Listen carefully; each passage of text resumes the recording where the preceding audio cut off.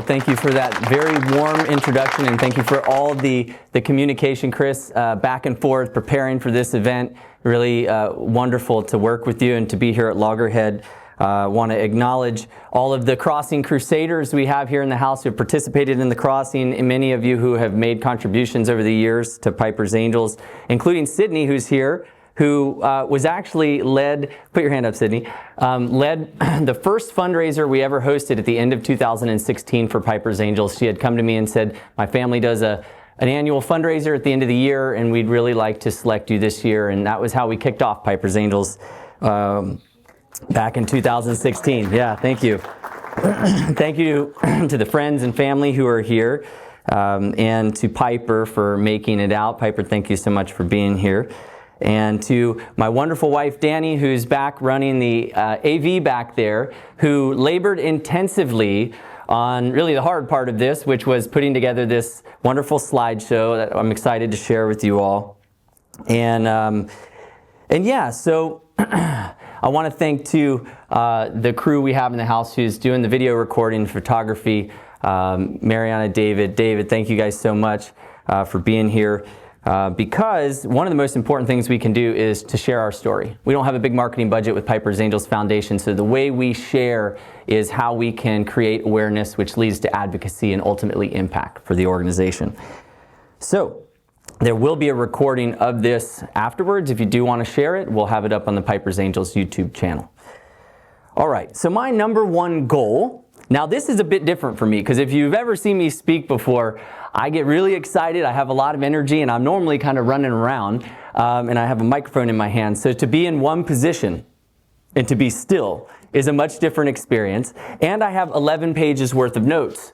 So I will be reading from the notes to guide me along through the presentation.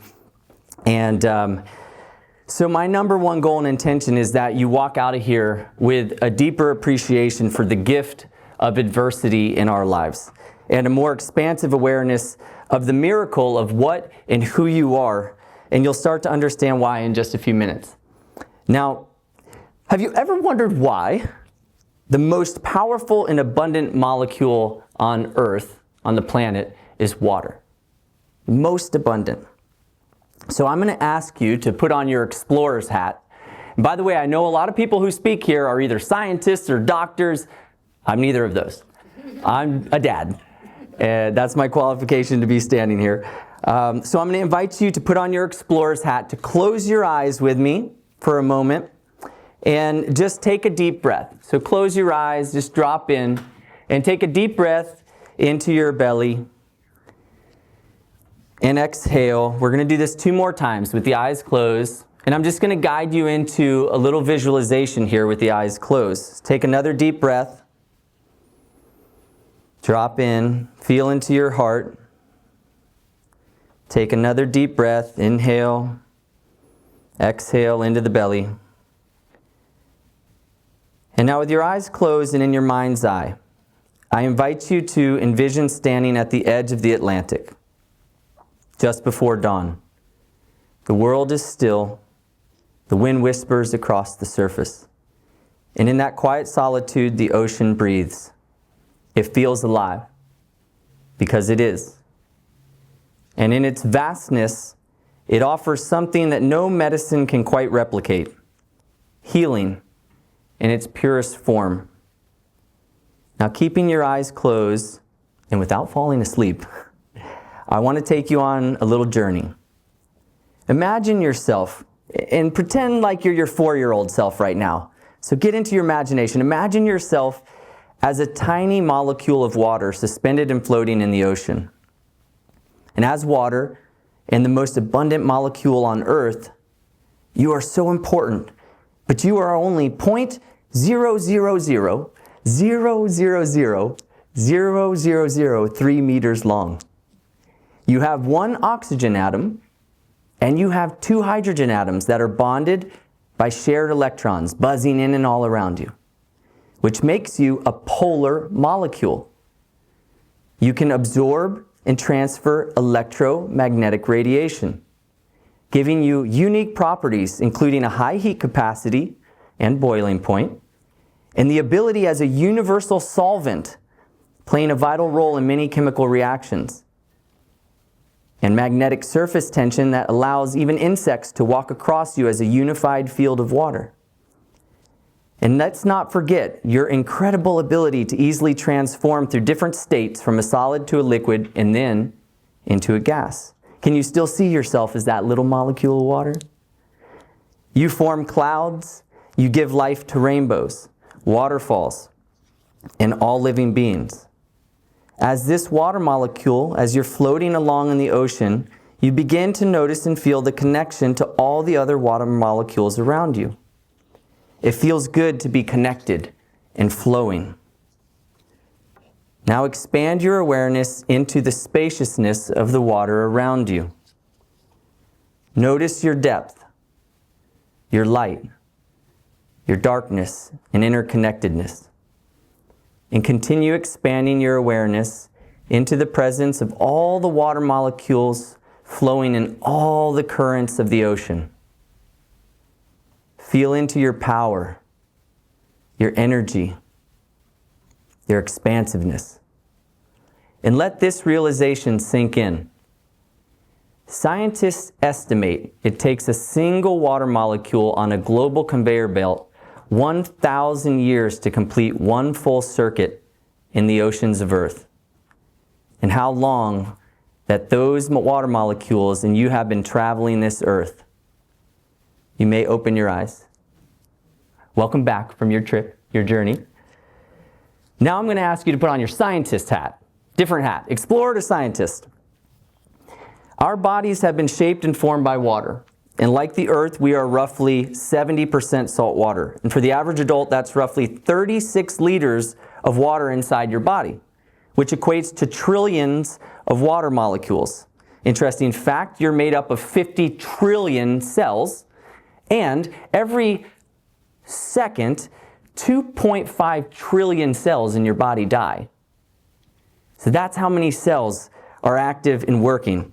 In 1897, French physician René Quinton discovered a 98% match between our blood plasma and seawater.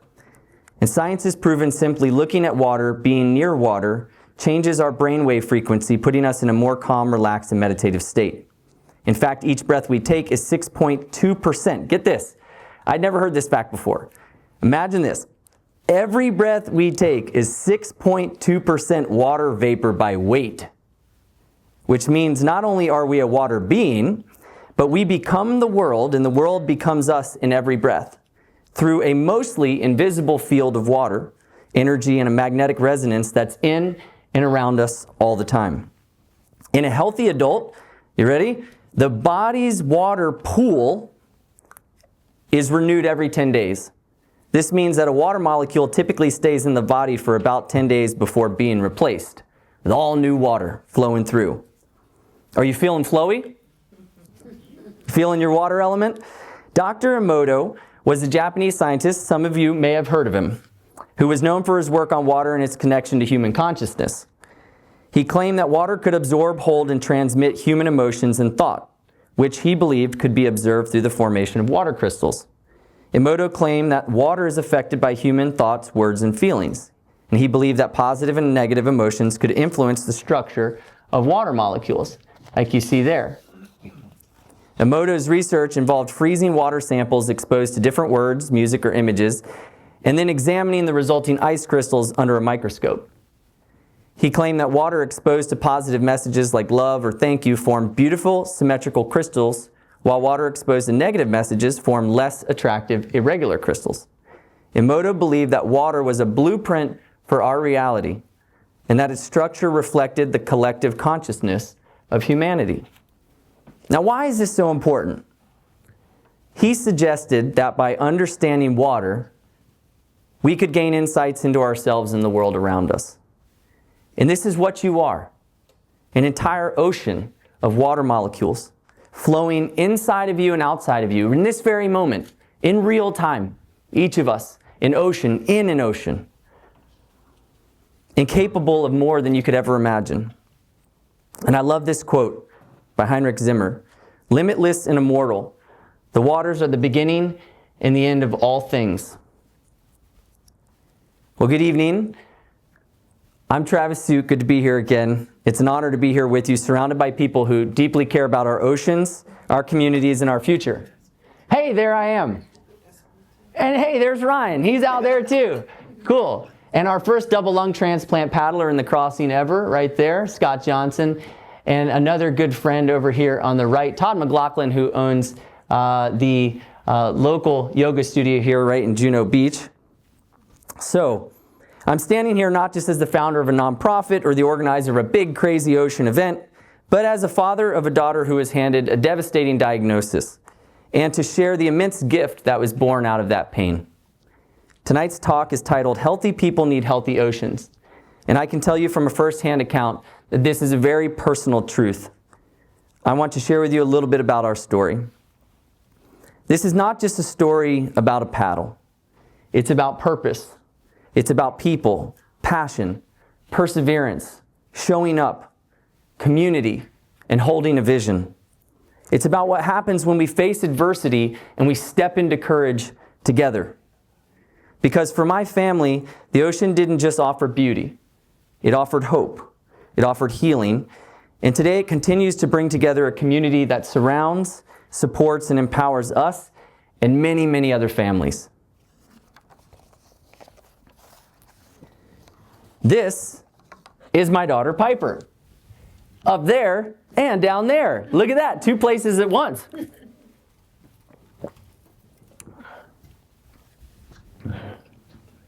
Piper was a vibrant, beautiful, blonde-haired, blue-eyed little girl. And she loved to play, she loved to dance, she loved to pretend, and she loved to just explore life. But there was one thing that was different. Piper was very sick. And month after month, from infancy on, she battled. She battled recurring lung infections. She struggled to gain weight. And after a period of time of many doctor's appointments and rounds of antibiotics and steroids, it became clear that something was wrong.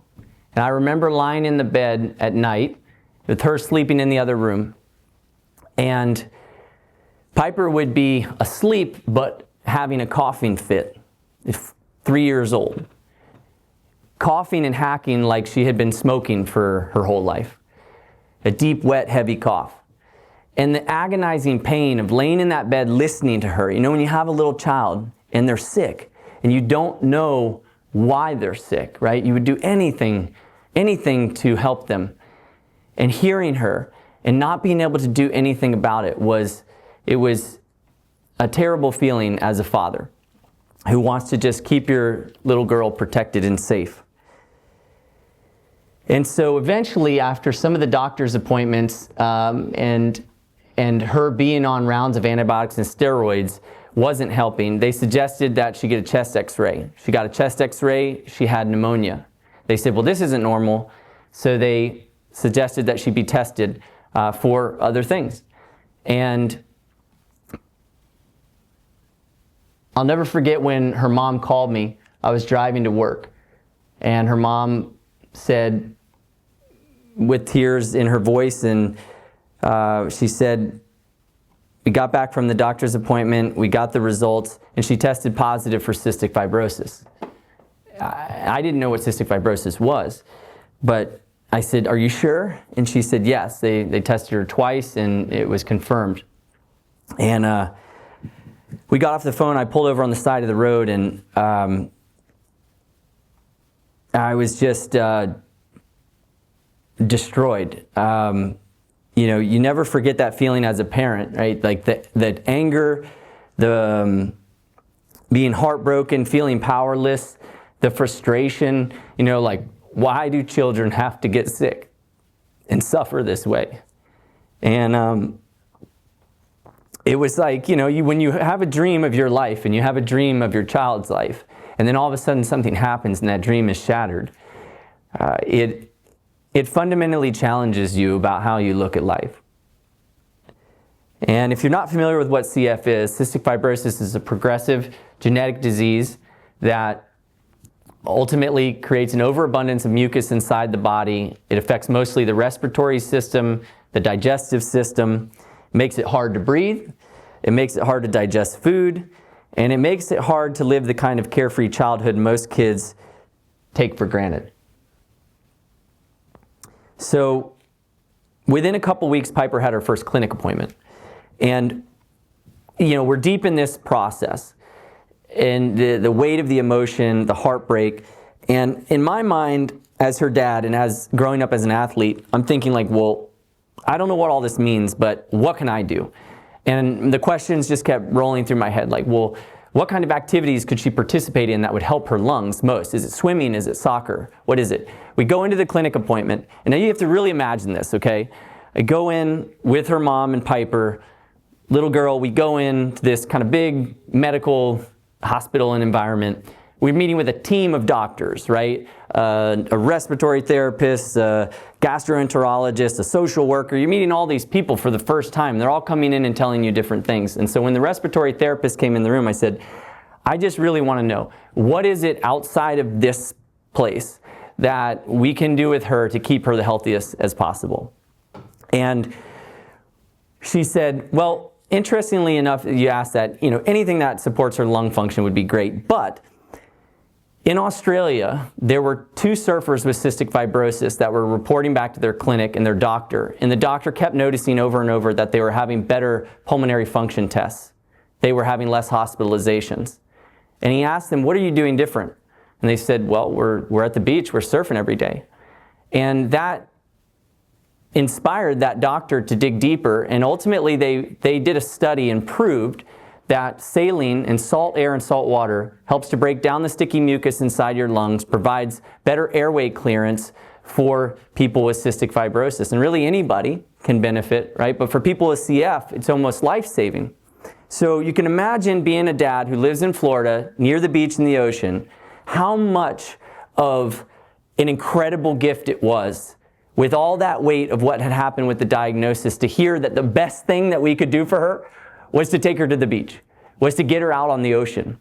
And I had never been a surfer or paddler, but I grew up in South Florida, born and raised here, and my dad had taken me fishing and we had been out on the ocean, so I had that relationship and I knew this was something that I could do. And ironically enough, in cystic fibrosis, to get a little deeper here, it's a faulty protein that disrupts the normal movement of the chloride ions in and out of the cells across the membrane, leading to thick, sticky mucus. And this CFTR protein, which acts like a chloride channel, sodium chloride, table salt, is responsible for regulating the flow of the chloride in water. And its dysfunction is what leads into the buildup of the thick mucus in the various organs, particularly the lungs. So check this out. So the dysfunction of salt water flowing in the body of somebody with cystic fibrosis and what causes the disease is also healed by the healthy saltwater function in the ocean. Quite a miracle. That's the relationship of salt water in and outside of the body. And what we came to understand is this: the ocean is more than a place of beauty or recreation. It's a natural healer. It's salt, it's rhythm, it's vitality. It gives life. And the ocean wasn't just a place we loved, it was a place we could heal. And this was really a revelation at that time for us. So this discovery of the healing ocean began a new journey. And the one thing I could do as a dad was to get her in and around salt water as much as humanly possible. So that's what we did. I would take her to the beach often just to play and breathe the salt air. And it continued. It became clear that the next best option to get Piper in the salt environment was to take her paddleboarding. Now, I'd never paddleboarded before, but I knew I'd seen people paddleboarding around town, and I've seen them paddleboarding with their dogs, so I thought, well, I can paddleboard with my daughter. And so it threw Piper on the front of the board, and it was an inexpensive, easily accessible, and most importantly, a really fun way for her to be in a healing environment. And some of my fondest memories of Piper are at that time. You can imagine paddling with a little 3 or 4 or 5-year-old on the front of a board, what their mind does, right? The imagination, right? She would pick up a stick and help me paddle. She would be telling me stories about fairy tales and about mermaids and about princesses, and it was wonderful. And we would see dolphins and turtles, and we would see stingrays and fish and birds, paddle around Peanut, up through North Palm Beach, up around Jupiter, paddling all over the place. And in the midst of that, you know, the whole time, there was this feeling inside of me. And through this coping with her diagnosis, it created a spark. And that spark was gratitude. I was actually starting to become grateful again for life through the density of what this experience was. And that gratitude grew. And around this time, I was introduced to the first few people in the cystic fibrosis community. And I was actually at a Cracker Barrel. So believe this, I'm in a Cracker Barrel in line with Piper. We had breakfast. And I'm on the phone talking to a family member about the situation with Piper. And we're in line, we get up to the front, and the cashier, I put the phone down, I pay. She says, "Were you talking about cystic fibrosis?" And I said, "Yeah." And she said, who do you know has CF? And I said, "My daughter." And she said, "I have somebody you need to meet." I'm standing in line at a Cracker Barrel at the cashier. And I'm thinking like, she said, "His name is Gary Ellis. He lives in Isla Mirada. You need to go talk to him." I said, "Do you have his number?" She said, "I do." She used to live in the Keys. She gives me his number. We get out of there. We didn't even get to the truck before I called. And I called the number. He picked up. And I said, "This woman in a Cracker Barrel gave me your number." And she said, "I need to come see you." And he said, "What's going on?" I said, "My daughter has CF." And he says, "My daughter has CF." And I said, "Oh." This was the first human I was meeting that was another CF family member. And he happened to be a dad with a daughter who came through the cashier at the Cracker Barrel. And so I scheduled a lunch with him. Probably 2 days later, I jumped in the car, drove all the way down to Isla Mirada. And I remember driving down thinking, this is crazy. I'm driving to Isla Mirada to have lunch with this guy, and I have no idea who he is or what the situation is. And still, I'm dealing with the grip of all this. And I was really I felt cornered in life. I felt deep in a hole. It was a dark time. And I sat down with him for lunch, and I looked across at him, and he was an old salty guy who happened to make his life living on the ocean and the water. He was a backwater and ocean captain who was a guide. And so he told me his story with his daughter. And this was 25 years earlier, same situation. His daughter was diagnosed. Him and his wife, through their Red Bone tournament series, they created this fishing tournament series, which was based on what he was doing with his lifestyle. And they ultimately raised tens of millions of dollars for cystic fibrosis. And so he sat across from me, and this old salty fisherman, he looked me dead in the eyes, and with me with just pouring tears, and he said, "You can make this whatever you need it to be for your family. And you can dream as big as you need to dream, and do whatever you need to do for Piper." And I left there, and it hadn't occurred to me. You know, it was like, well, now I'm dreaming, but I'm dreaming with a broken heart. And it was a whole different version and vision of reality. And that's really what gave me the opportunity to open my perception to see that something bigger could be done. I was like, wow, he's doing it. He did it as a CF dad. So what does that mean for me? And so I was introduced to the National Foundation, and they had invited me out to some of the events, and I started seeing the significance of the community. I was seeing the value of generating awareness. I was watching it, witnessing it. I was a part of it now. And the power of advocacy. I didn't even know what advocacy meant. What does advocacy mean? Right? Like the Loggerhead Marinelife Center, they advocate. You know, and when you look up what advocate means, it means you stand in the corner of whatever it is that you want to support, and you fight. You bring everything you have to it. I didn't really understand what that meant, but I understood that that's what I was becoming. And I needed to become an advocate. And that really ignited a fire in me to do more. And that's when the idea of the Crossing was born. I had taken Piper to cheerleading practice. Piper has been a competitive cheerleader since she was 4 years old, still is. And I was waiting nearby in a bookstore, and I was wandering through the magazine aisle. You know how you go through and you peruse the magazines while you're waiting? And I picked up a copy of a paddling magazine. And I had just been into paddling with Piper, so I was like, wow, this is cool. There's a paddling magazine. I didn't even know it existed. And in there was a story about the history of paddling. And it talked about these long-distance voyages the early people of Polynesia had been taking for all kinds of purposes, for community, for food, for life, and crossing hundreds of miles, thousands of miles between the islands. And that's when the idea hit me. I thought, what if I could paddle from the Bahamas to Florida as a way to raise awareness and funds for CF? And I had always loved big, crazy ideas, and I was an endurance athlete most of my life. And I'd been producing events for a number of years as part of my profession, and my marketing mind was enchanted by the possibility, and I knew the Gulf Stream flowed north. And I had been to Bimini once before by boat, and somehow those dots connected in my mind, and I could just see that if I just kept paddling this way, eventually I'd hit that giant sandbar. And so I decided to do something that didn't totally make sense at the time, considering how novice of a paddler I was, but I decided to paddle from Bimini in the Bahamas to Florida, over 100 miles, across the Gulf Stream overnight on a stand-up paddleboard. And it really felt like equal parts insanity and inspiration. But that's what ultimately became the Crossing for Cystic Fibrosis.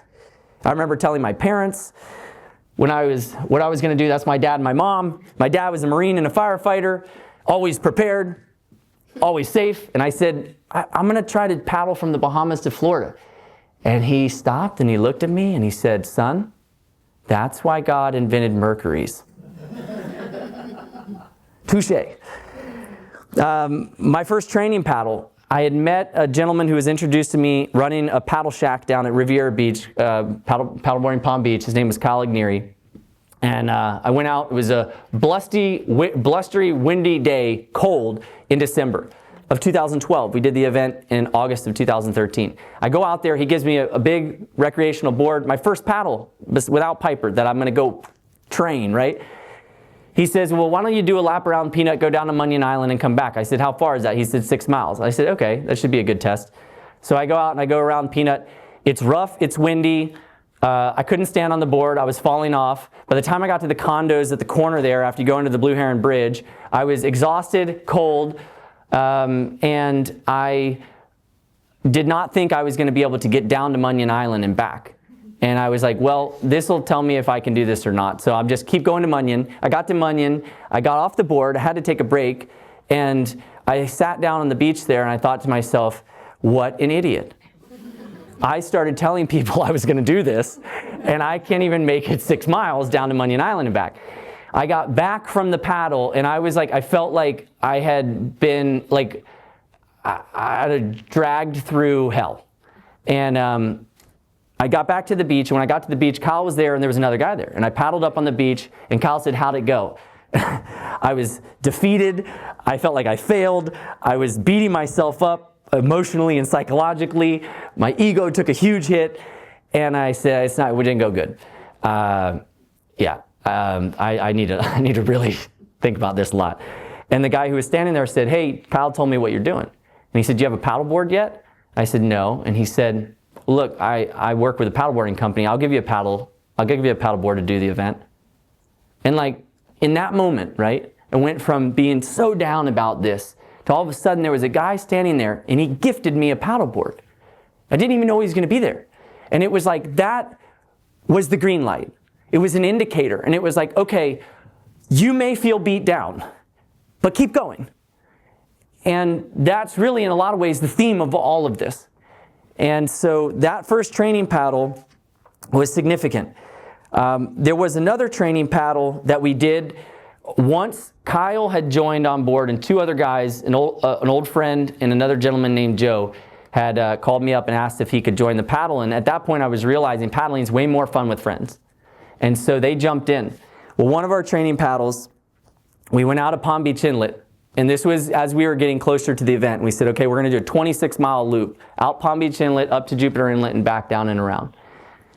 We went out Palm Beach Inlet by the freighters, a big cruise line coming in, and we said, okay, we're going to go like 2 miles offshore so we can actually get the feeling of what it's going to be like coming in at the same angle in direction of the crossing. So we went way offshore, and at that time, which was 2013, it hadn't become a thing yet to wear leashes or PFDs just wasn't a thing yet.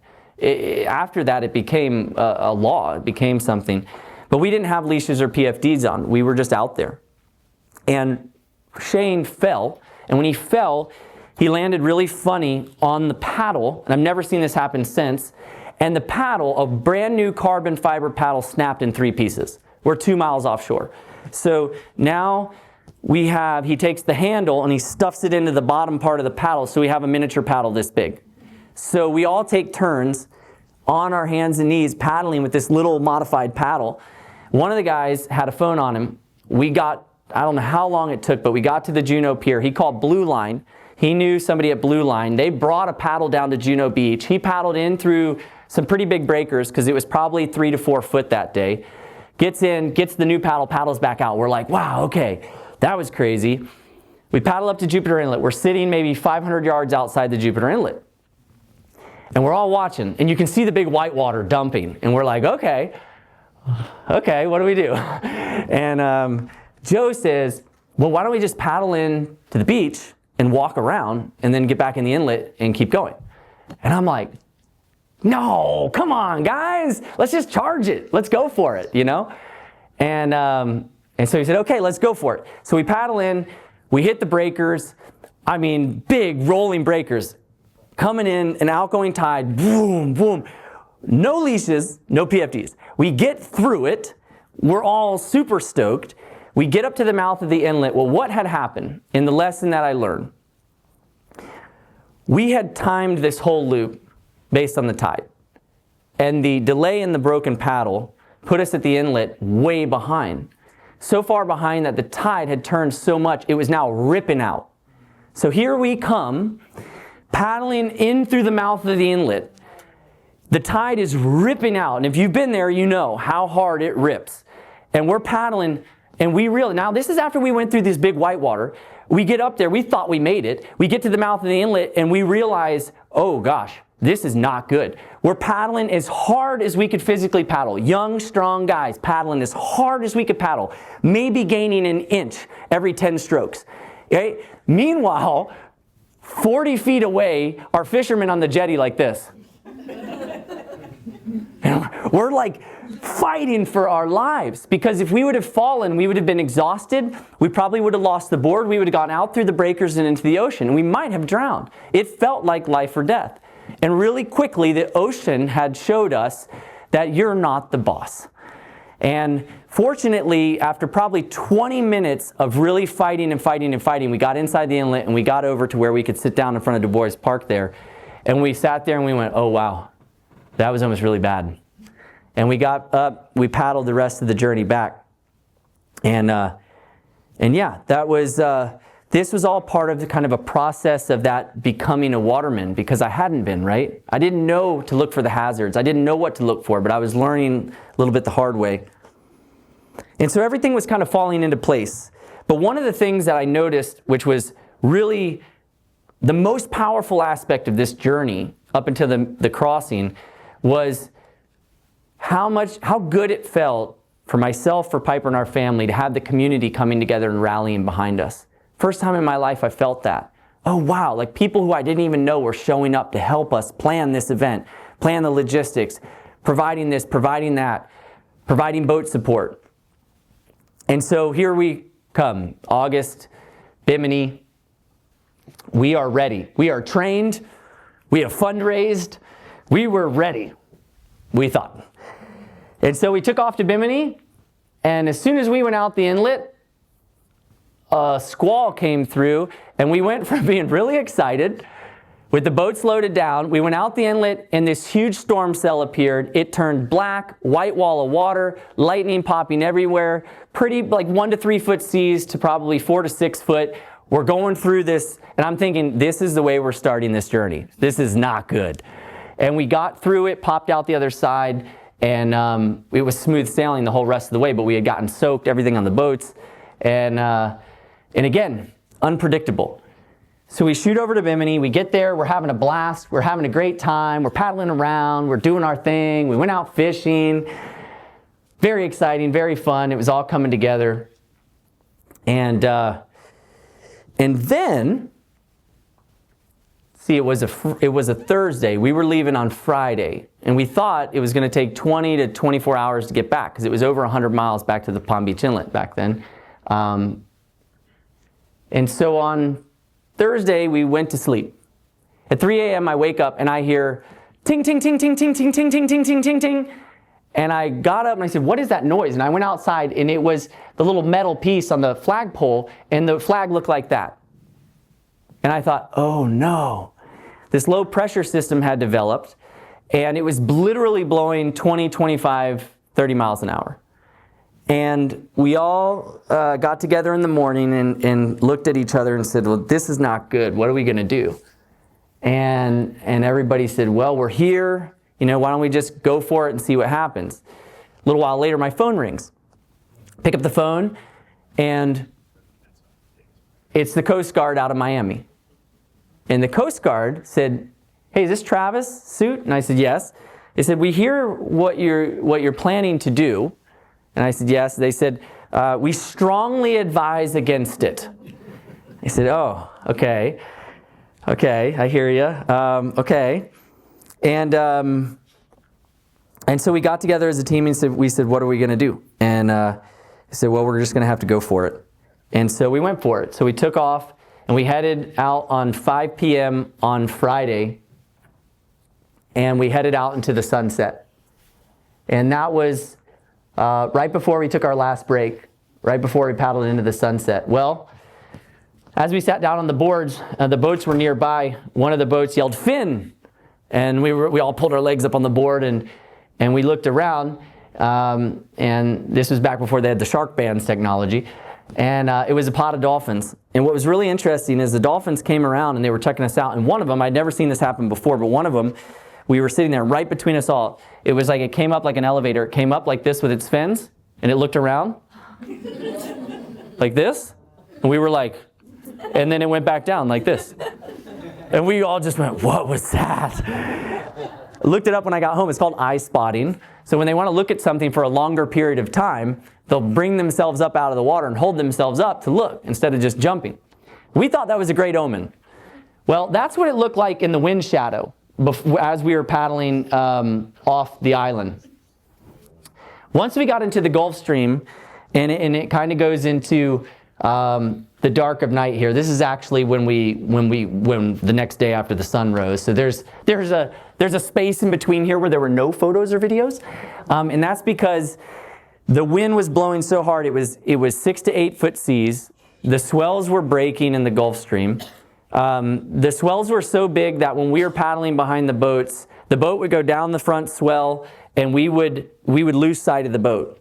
And we'd come up and come down the swell, and we'd come down the swell faster than the boat could get over the next swell. And so we would slam into the back of the boat, into the cowling of the motors, and fly off the boards. And overnight, all four of us fell off the boards hundreds of times.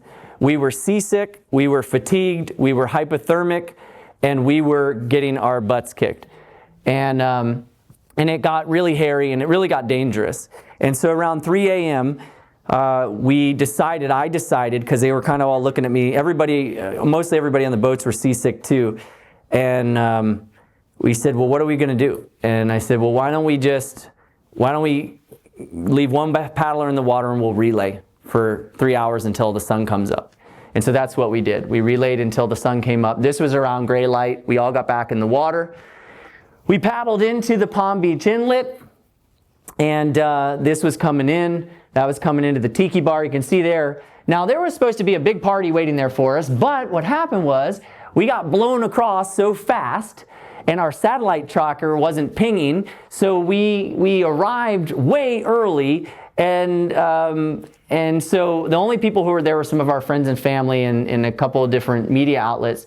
But we got back, and I got to see Piper. And it was a beautiful moment and experience, but we had really been destroyed. And this is where the name Piper's Angels was coined. But honestly, I felt defeated. I felt broken. It was really difficult to process that what I had set out to do, we didn't do. which was to paddleboard from the Bahamas to Florida.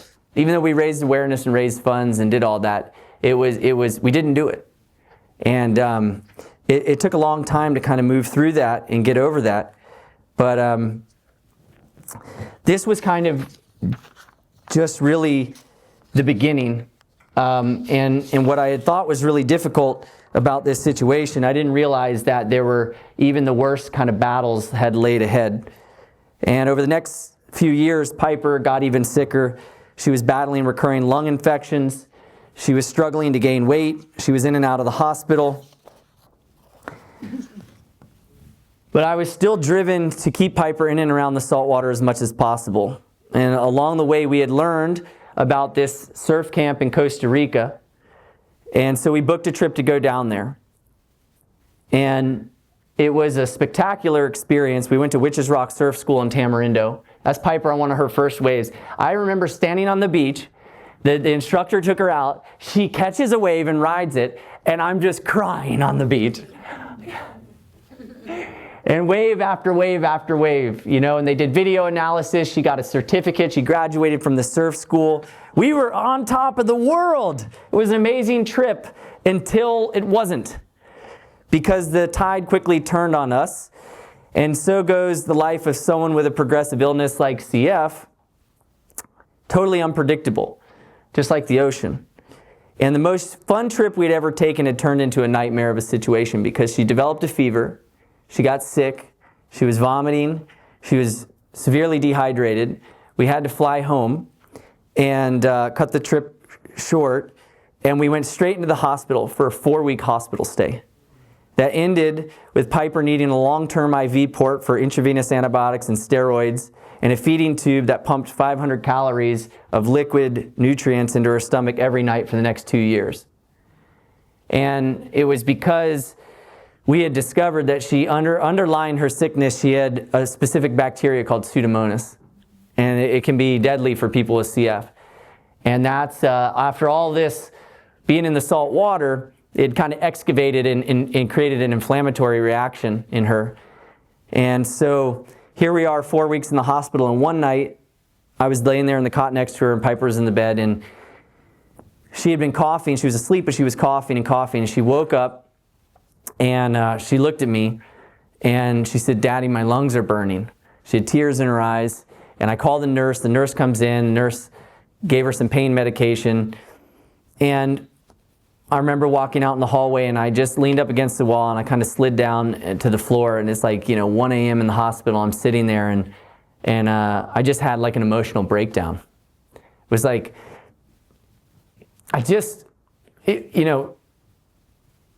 it was hitting me so hard, that like how this is not, it's just not right that a little girl has to suffer through this way, right? And what can I do about it? I don't feel like I can do anything about it. Here, I thought I was doing the best thing for her. And then turns out, we're in the hospital for 4 weeks, right? And it's like very difficult. And it just brought me to a crossroads. And everything I had been doing in my life up until that point in time really began to feel meaningless.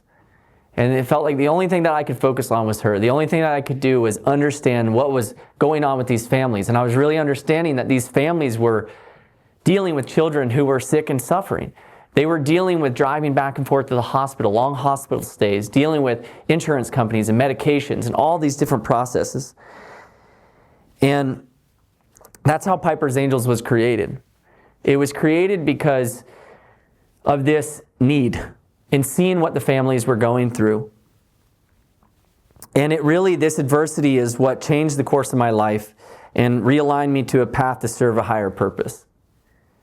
And that first journey really lit a fire. And what started as a dad and a daughter on a board has become thousands of paddlers and captains and crew and volunteers, all united by love and a connection to the ocean. And 12 years later, the Crossing is now one of the largest endurance paddle events in the world. It's one of the largest fundraisers for cystic fibrosis. And every year we have over 300 people journeying 80 miles to the Bahamas and back. And the Crossing has gone beyond cystic fibrosis. We partner each year with 4Ocean to do a big beach cleanup in Bimini, cleaning up thousands of pounds of trash off the beach there. We've partnered with Seakeepers International to help survey the ocean floor with our fleet of boats. Through our Crossing Cares initiative, we've given over $180,000 back to 15 other nonprofits in 4 different countries. And it's really about every family who's heard that diagnosis. Every person struggling to breathe, every moment of grit, resilience, and love that's carried across that ocean. And one of the realizations I've had many times over the years is that the ocean is a masterful teacher. And on one hand, the ocean can be an incredible playground, and on the other hand, it can be a treacherous graveyard. We've seen marvelous sights and experiences. I've seen summer squalls and water spouts, lightning and whiteout rain, turtles, sharks, stunning bioluminescence, dolphins, pilot whales, rainbows, and spectacular sunrises and sunsets. And I just want to play a short video here. It's a glimpse of the crossing from 2022.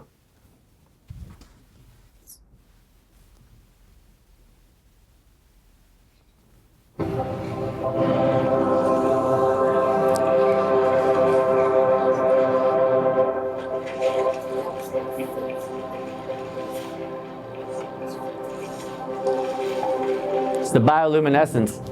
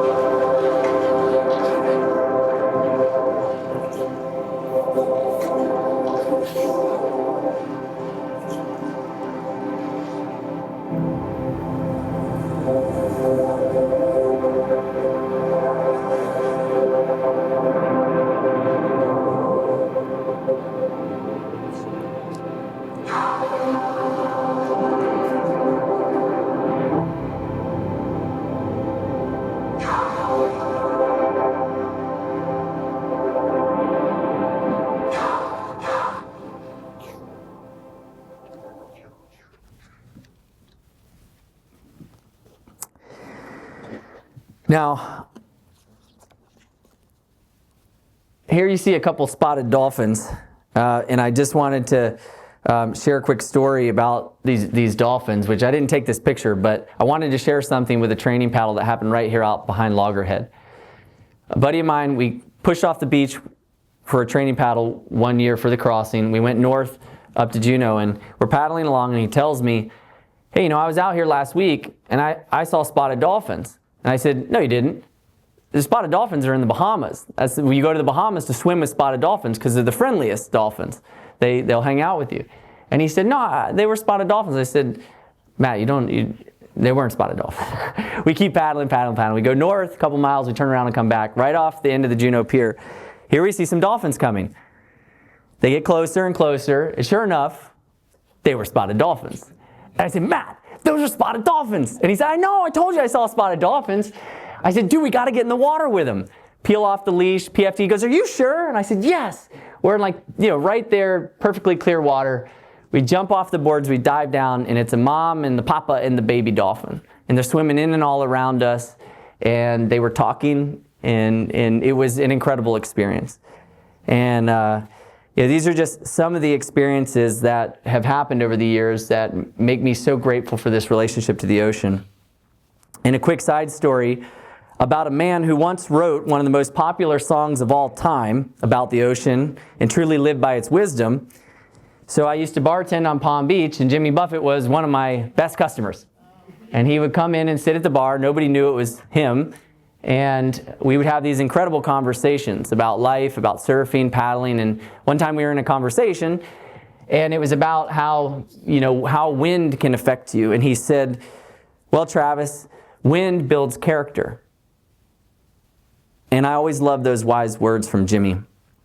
He eventually joined our advisory board for the foundation in 2019 and was an instrumental part of our growth and success. But let me paint a clear picture of what he meant by wind builds character.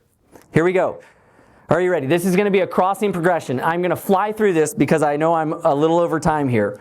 2013, 4 paddlers, 2 boats, first solo attempt, got destroyed by Mother Nature, discovered the relay team option, never planned on doing the crossing again. We fundraised around $15,000. 2017, 34 paddlers, 10 boats, second solo attempt, thwarted by lightning. Discovered the Gulf Stream was too strong to aim for Dania Beach, not the best landing location. Fundraised around $134,000. 2018, 100 paddlers, 30 boats, my third solo attempt, finally made it. Beach to beach. Did what I set out to do originally. Fundraised around $282,000. 2019, 200 plus paddlers, 80 boats, fourth solo attempt, thwarted by a lower back injury. Fundraised around $675,000. 2020, COVID canceled the event. 2021, 161 paddlers, 60 boats, first relay attempt, 4 to 6 foot seas, seasick, dropped out at 13 miles. 20 paddlers still made it. Beach to beach, non-stop, paddling solo, 4 to 6 foot seas without getting in a boat, including this guy up here, all the way from Bimini back to Florida. 2022, 180 paddlers, 80 boats, fifth solo attempt, paddled with the double lung transplant survivor Scott Johnson. That was the video you saw. You saw how glass calm it was, like a mirror? Took us 17 hours and 15 minutes to get back. Fundraised around $462,000. 2023, 10th anniversary, 190 paddlers, 4-person relay with 3 of the original Crossing Crusaders. Double lung transplant survivor Scott Johnson. Picked up because of weather. Fundraised $750,000. 2024, last year, 182 paddlers, 80 boats. First time event was postponed due to weather. Postponed and postponed. First time paddling with Piper on a relay team in the ocean. Discovered rendezvous race where we dropped in 32 miles offshore and paddled back to the beach.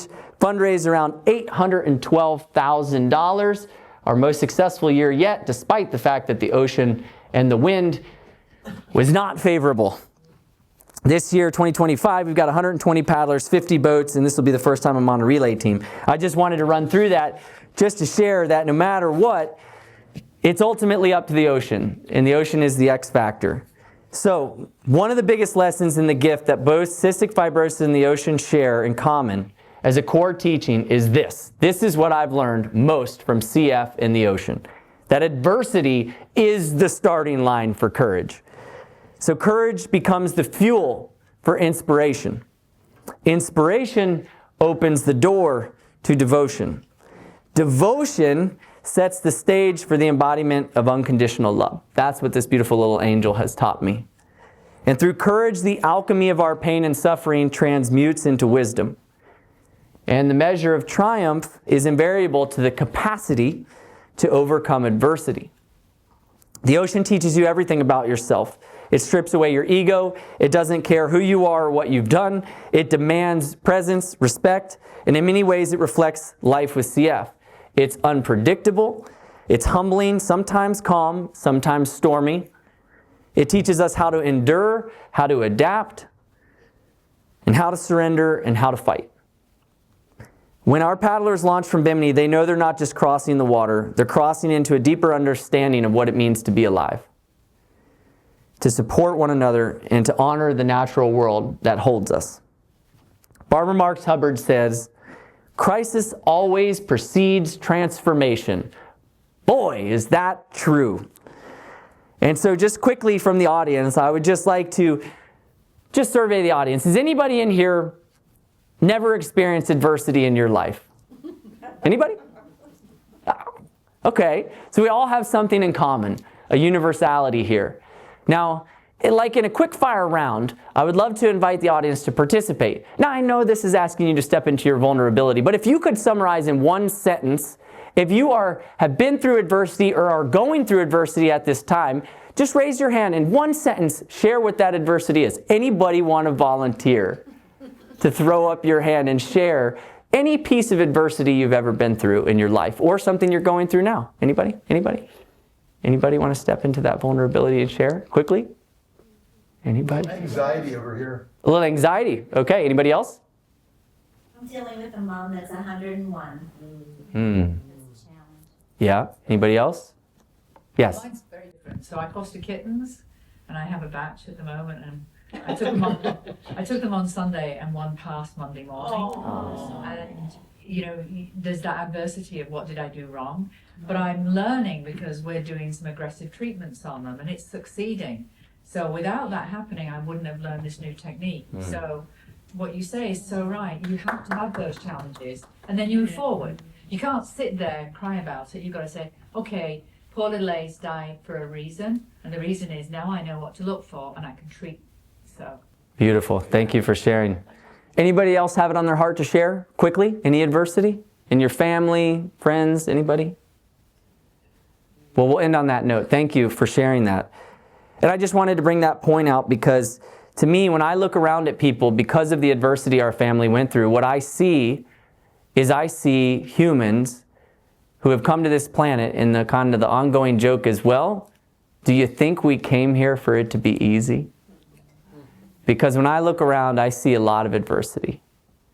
And how we show up and how we move through that adversity is so important. And since our inception, Piper's Angels and the Crossing has raised over $5 million and supported thousands of families with cystic fibrosis through our innovative programs, receiving numerous grants and awards, countless media publications written about the Crossing and the organization.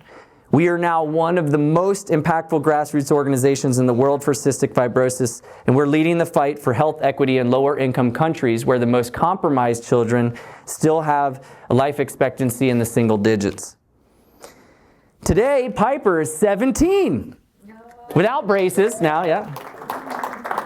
Come up here, Piper. Come join me. Stand up here. She's strong.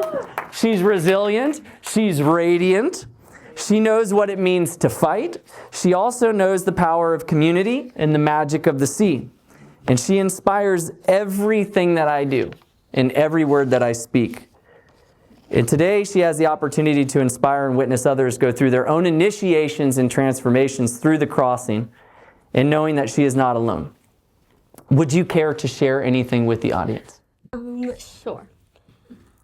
Hi, everyone. I'm just speaking from the heart, but I go to the beach all the time with my friends, and I like to go to the beach at night too and look at the stars in the sky. And yeah, I feel like when I go to the ocean, I can get like clarity and just be more still, and I always feel more grateful. And I feel like the ocean just shows us perspective. Like what I always think about is that like there's an entire world underneath the ocean going on, and I feel like we always get so caught up in what's going on in our lives. And I'm so grateful for CF because it's just given me so much of a deeper perspective, and that like how the ocean, you can't plan for when it's convenient for you or for when the conditions are perfect. And I feel like that's how CF is, because I feel really good all the time and I'm so much healthier now. And then like on a random day I'll be at school and I'll walk up the stairs and like I'm winded and it's like just hard to breathe, and I get reminded of that. Even though most of the time I like forget about it because I'm so much healthier now, but then I get reminded of like how easy life is right now and how hard other children and what they're going through, and how just being able to breathe freely and not be struggling to breathe is such a blessing. And yeah.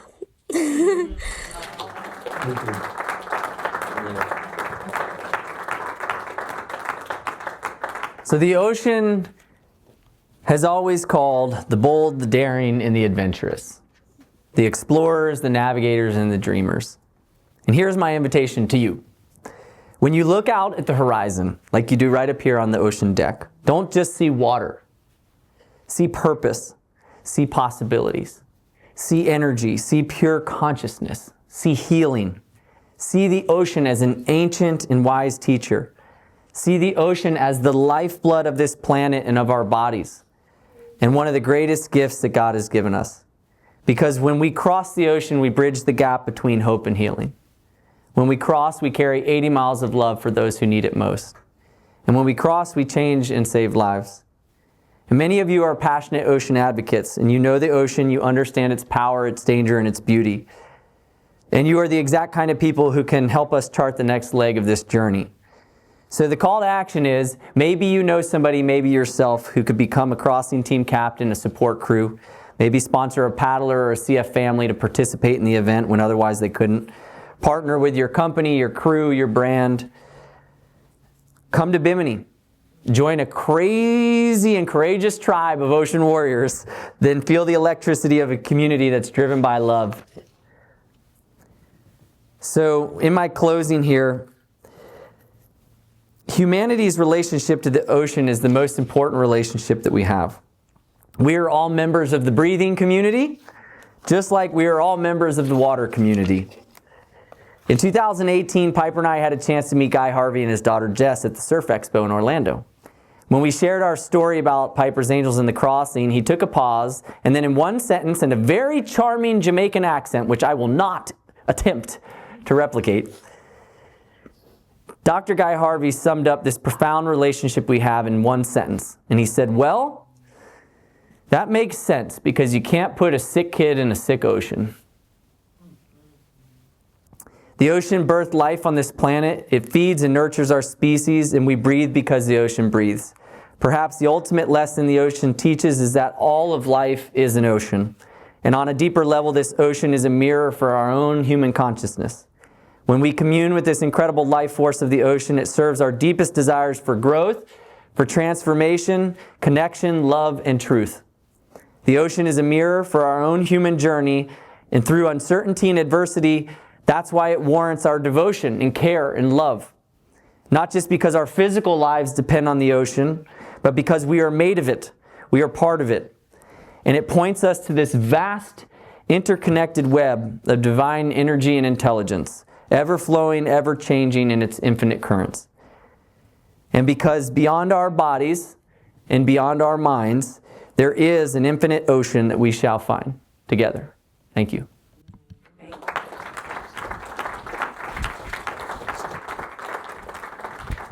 Now, I know we started a couple minutes late and I ran over a couple minutes, but do we have time for a Q&A? Two questions for right now? 2 questions. He says 2 questions. Anybody got a burning question that they want to ask? Have you had a slick calm day ever? 2018 and 2022. So that video that we showed you, the ocean was the calmest I've ever seen it in my entire life. And it was like that nearly the whole way we paddled. Ryan was there that year that paddled with us. When the sun came up, there were times when you were looking at the horizon and there was no distinction. You could not see the difference between the water and the sky. It was one blended reality. And it was wild to see it that way. It was a gift to paddle that and to have that experience because it's rare. It's rare. Otherwise, we get a lot of wind. And the wind builds character, as Jimmy said. Yes? So this presentation will be on YouTube? Yes. Thanks to our wonderful videography team. They're going to edit it, put it together, and we'll put it together and put it on the Piper's Angels YouTube channel. Yeah. This guy's got to get home. He's got things to do. Yes. Chris, okay, Chris. Like, has it ever occurred to you the undeniable kind of relationship between the day in the life of a cystic fibrosis warrior, where things are calm until they're not, and you searching for the perfect day to have the crossing, and it's calm until maybe it's not. Yeah. And it never happens the way the expectations are always dissolved. Yeah, yeah,